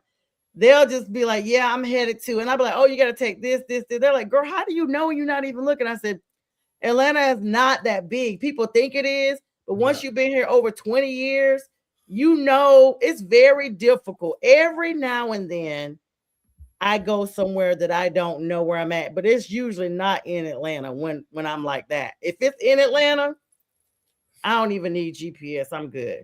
I don't need Waze except for the traffic. Yeah, take the back blocks on the traffic. Facts. The one thing that got me a little nervous in Atlanta, like on y'all roads is dark at night. Like, oh yeah, that's the craziest thing. Even 285 that goes all around. So if anybody ever visits Atlanta, 285 goes around the city. So if you're on 285 and all of a sudden you realize, wait a minute, didn't I already pass that exit before? You really did. That happened to me when I first got here. It goes around the city. It's not an interstate in itself. And you're on there for 60 miles around. So you're going to be on there for an hour if you go all the way around without traffic. But I will say that what was I saying? Oh, it gets dark. No street light. Yeah, that interstate is pitch dark, and that's scary. That's how Shawty Lowe got lost his life, and he's from Atlanta. He missed the exit coming off Washington Road because that area is very dark, and I'm sure he was under the influence or whatever. I don't know, but he was trying to get off the exit and struck it and ran off and hit a tree. Wow. So it's very, very, very possible because it's pitch dark. And I was sitting there, I was saying to people, I was like, all the money Atlanta got, y'all couldn't get no street lights. It is too dark out here. Yeah, I don't know why they don't have that. It's crazy. It's crazy. Yeah, I was saying y'all need the street lights in the casino. I said they put a casino over here, the street lights would be better. I know that. Oh yeah, well, we already paying enough taxes and stuff on everything, so they don't need to steal nothing else. At all. Well, since she said that, I'm gonna leave it alone. It's my last question. We're getting up out of here after this, all right? Okay. How you feel about Cam Newton? I love Cam. Cam is my favorite athlete of all time. I met him a couple of times. The last time I met him, I got a chance to actually take a picture with him. He was actually in a restaurant that just closed, the Antennas here in Buckhead. And I didn't even know he had walked in. I thought he was 2 Chainz because I just saw the locks. And the person I was with was like, that was Cam Newton. I was like, no, that ain't Cam. I know Cam because I used to tell everybody he's my son, that I had him really, really young. Right. But I love Cam. I love his new podcast, 4th and 1. He's funny. I'm trying to hook up with his dude Peggy to see if I can't get one of them on my podcast. But I miss Cam. I think that he should still be playing in the league. I know that's easy for me to say, but I know he has a desire to play in the league. He's still conditioning. You see him posting up his workout videos and what have you. But I'm going to say this, Dennis, and I say this truthfully. The longer a player is out of the league, the less likely they are to re-enter the league. And sadly, I feel Unless like, unless you're Phillip Rivers. yep, that's I was about to say, unless you're Philip. So we'll see Philip again when he's about to turn 55 because it's every 5 years so he can keep his insurance with the league. They're gonna bring him in for a couple of games and let him back out. But and Philip Rivers came in there looking like Ben Roethlisberger when he came back. He like a refrigerator. But as a quarterback, but I love Cam. Cam was the fire behind the movement of what the Panthers really were. He ignited the fan base to who they are now, to be honest. Because, like I said at the beginning of your show a little bit while ago, for the most part, as Panther fans, we would watch the Panthers just because they were our team, but it wasn't because we were watching them because we wanted to cheer on our team. It was just like, hey, Panthers are on. Okay. But they're on, but the volume is low. Now they're on and the volume is loud. We're following every play. And that's all because of the spark and the fun and the excitement that Cam brought to the Panthers organization. The best thing they did was bring him back during the playoffs. I could not watch that. I was so emotional, Dennis. I was crying because, they did not leave. They did not separate on good terms. No, they still got a little bit of, turmoil. Yeah. David Tepper came in because Jerry Richardson was forced to sell the team because of whatever come out that they never really vetted out completely that was inappropriate. They done took his statue down and everything in Charlotte. David Tepper came in. He wanted Ron Rivera and everybody connected to Ron Rivera out, that whole organization, because they were all connected to Jerry Richardson. He put it out that Cam and him parted ways amicable. Of course, Cam went on social media, was like, let's not get it twisted, y'all. No, I did not leave amicably. I was put out. I love the Panthers. This is where I wanted to be. They put me out, blah, blah, blah. So then that happened. They brought him back. They gave him an opportunity to come back during the Cardinals game. Everybody was hopeful. And Dennis, I'm going to tell you, my fan page was lit up. We had over, I think it was 12 or 1,300 requests that same day, that Sunday, to rejoin the page. It was like, I said, watch out, y'all. The Cammonites are coming back. Everybody that's been following Cam, they're coming back. The Cammonites is coming back. They wanted to rejoin the page, and sure enough, as soon as he played out and they had released him again, membership went back from Twitter. And I was like, yeah, they're here. So Cam, to me, will always be, that special person. It took me a while to accept that we had Bryce Young. I'm glad for where he is now, but it was difficult for me to say that you just signed somebody that is the inverse of what Cam Newton was size-wise. Cam was 6'5". You went and signed a 5'6" quarterback now. This dude is my height. I got his jersey, and people literally didn't thought that I was wearing his actual jersey. I said, no, I said, it's Bryce is not that small, y'all. They were like, girl, that's Bryce's real jersey. I said, y'all some haters.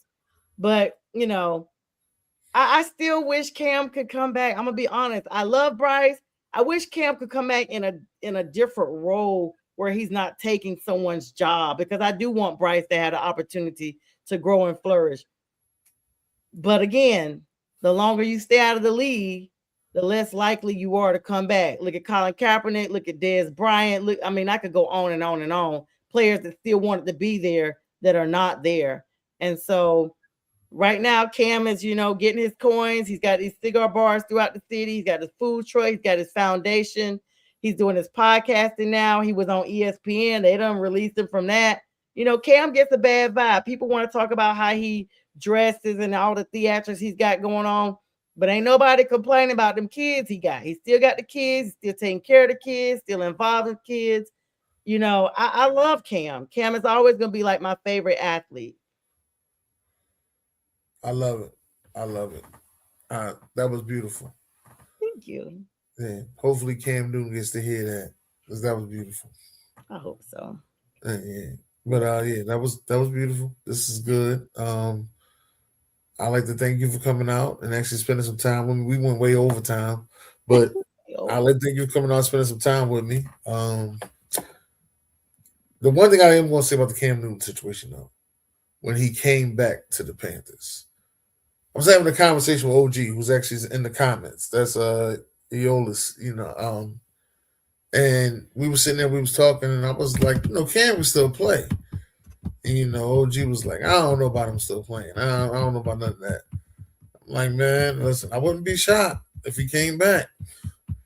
He ain't coming back. And like the next week he came back. And I was like, well, I'll be there. I can't believe this happened. Like I was shocked. I was like, I'll be there. Yeah, And I'm hoping for that again, honestly. I mean, I didn't like when he went to the Patriots. I was heartbroken. I just see Cam in Carolina always. I mean, that's how I look at him. If it don't work out with Bryce, Panthers holler at Cam one more time. I mean, he's still young. Get one more time. Let him spin the block that third time, please. Get things right. Get things right. Yeah, I believe that. Get things right. I 100% believe that. But I think we're gonna be good with Bryce. Honestly, I think we, where we need to be, and NFL need to watch out. We coming. We here. Y'all heard what she said. They coming. They here. This is Dennis Holmes with the legal. Hold on. There you go. He said, I'm still shy. Like I said, this is Dennis Holmes, and I'm here with the legal score. Thank you for having me. Yes, thank you for coming on. God bless y'all. Great day. Great day.